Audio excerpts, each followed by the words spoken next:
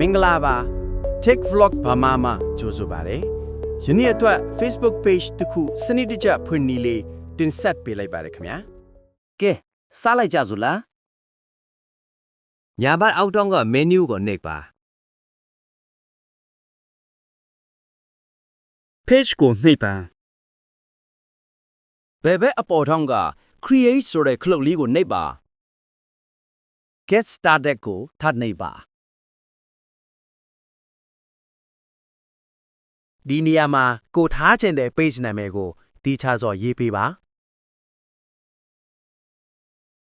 အမည်ရေးပြီးလေ next ကိုနှိပ်ပါ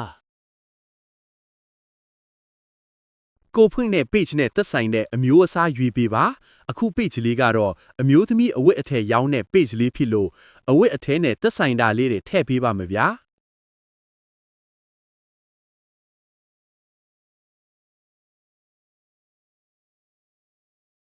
နှစ်မျိုးသုံးမျိုးလောက်ထည့်ပြီးပြီဆိုရင်